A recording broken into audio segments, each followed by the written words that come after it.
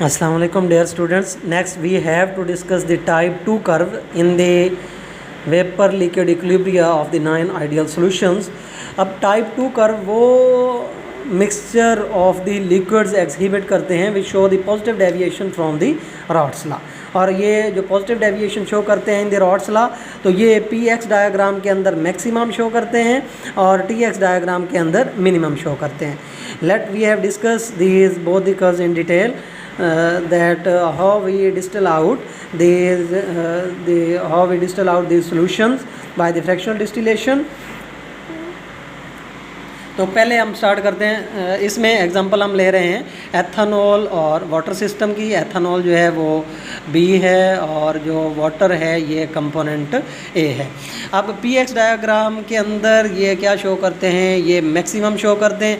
इसकी ऊपर वाली जो लाइन है ये है फॉर द लिक्विड और नीचे वाली जो लाइन है जो यहाँ से लेकर यहाँ जाती है और फिर यहाँ से नीचे से होकर यहाँ आती है ये है फॉर द वेपर्स.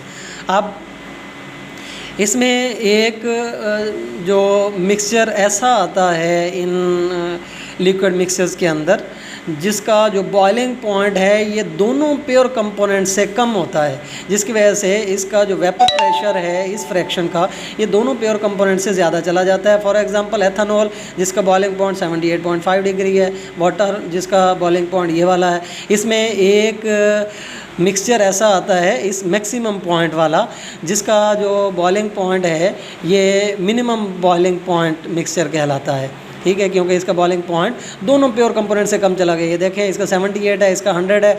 तो ये वाला मिक्सचर जो इन दोनों लिक्विड से मिलकर बना है इसका जो बॉइलिंग पॉइंट है दोनों प्योर कंपोनेंट से क्या हो जाता है, कम हो जाता है due to the decrease in the interaction between these two components, जिसकी वजह से ये वाला जो मिक्सचर है ये ईजिली बॉयल होता है और इसका वेपर प्रेशर क्या होता है, ग्रेटेस्ट होता है from both the pure component. दोनों प्योर कंपोनेंट से भी ज़्यादा हो जाता है. अब ये वाला प्योर कंपोनेंट है इसका कम है, ये प्योर कंपोनेंट इसका ज़्यादा है, लेकिन इस मिक्सचर का जो वेपर प्रेशर है इन दोनों प्योर कंपोनेंट से भी क्या चला गया है, इंक्रीज चला गया है. इसे हम कहते हैं एजियोट्रॉपिक मिक्सचर. क्यों कहते हैं, क्योंकि this do not distil out with the change in the concentration, this distil out without the change in its composition, जिसकी वजह से हम इसे कम्प्लीटली सेपरेट आउट नहीं कर सकते बाय द फ्रैक्शनल डिस्टिलेशन. और इस मिक्सचर को हम कहते हैं azeotropic mixture. That mixture of the solution which do not completely separate out by the fractional distillation is called azeotropic mixture, and this mixture show the constant boiling point as that of the pure substance, but this is not the pure substance. क्योंकि हम अब जो ऊपर वाला pressure है इसे change करके अब हम इसे कम्प्लीटली सेपरेट आउट कर सकेंगे.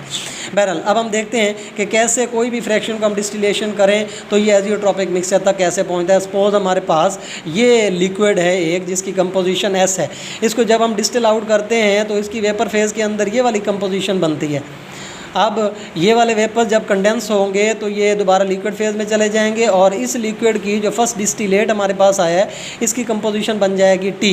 अब जब हम इसे अगेन डिस्टिल आउट करेंगे वेपर फेज़ में इसकी ये वाली कंपोजिशन है और इसको डिस्टिलेट करते हैं तो अब जो नेक्स्ट डिस्टिलेट आया है उसकी कंपोजिशन भी बन जाती है. इस तरह से जो नेक्स्ट डिस्टिलेट है हर नेक्स्ट डिस्टिलेट ये Aahista Aahista more and more rich होता जाता है इन the component A mean ethanol.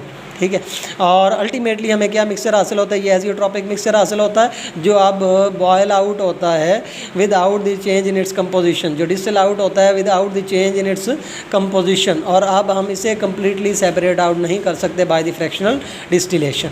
ये तो है इस एजियोट्रॉपिक मिक्सचर से. लेफ़्ट हैंड साइड पे अगर कोई भी मिक्सचर लें तो वो इस तक पहुँचता है.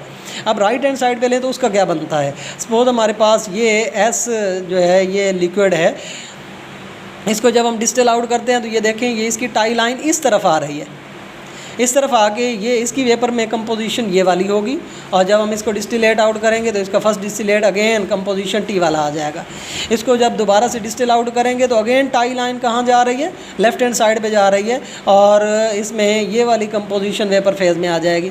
जब हम इसे डिस्टिल आउट करेंगे तो इसकी कंपोजिशन भी आ जाएगी. इट मीन्स कि इस एजियोट्रॉपिक मिक्सचर से राइट हैंड साइड पर अगर हम कोई भी कंपोजिशन वाला लिक्विड मिक्सचर लें तो अगेन एंड अगेन डिस्टिलेशन के बाद ये वाला जो जो नेक्स्ट डिस्टिलेट ये मोर एंड मोर रिच होता जाएगा in the component B as compare to in the component A, जिसकी वजह से आहिस्ता आहिस्ता ये नेक्स्ट डिस्टिलेट जो है ये हमें अल्टीमेटली एजियोट्रॉपिक मिक्सचर देगा, जिसे हम मज़ीद सेपरेट आउट नहीं कर सकेंगे, और ये डिस्टिल आउट होगा without the change in its composition and can not be separated out completely by the simple fractional distillation, and this type of the mixture is called the azeotropic mixtures. अब यही चीज़ हम दूसरे TX diagram से समझते हैं। अब TX diagram में क्या है, लिक्विड वाली कर्व नीचे है और वेपर्स वाली कर्व ऊपर है, जहाँ पे जिसका जो वेपर प्रेशर था वो सबसे कम था, इसका बॉइलिंग पॉइंट जो है वो ज़्यादा है, और जिस कंपोनेंट का यहाँ पे वेपर प्रेशर ज़्यादा था उसका बॉइलिंग पॉइंट यहाँ पे क्या है, ये कम है, क्योंकि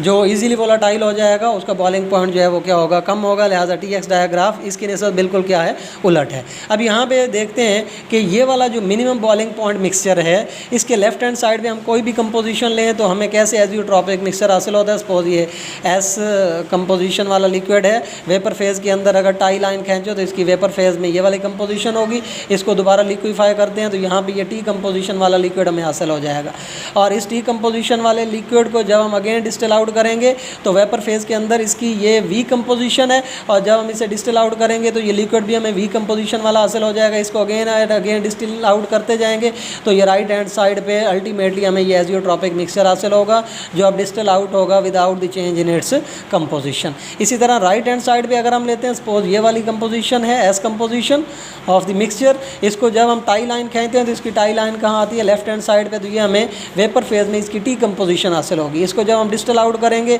तो ये टी कंपोजिशन वाला हमें लिक्विड हासिल हो जाएगा डिस्टिलेट में, और इसको जब हम डिस्टिल आउट करेंगे वेपर फेज़ के अंदर, इस टी कंपोजिशन वाले लिक्विड फेज़ के अंदर इसके वेपर फेज़ में कंपोजिशन वी होगी। अब इस वेपर्स को जब हम डिस्टिल आउट करेंगे तो ये वी कंपोजिशन वाला हमें डिस्टिलेट हासिल होगा।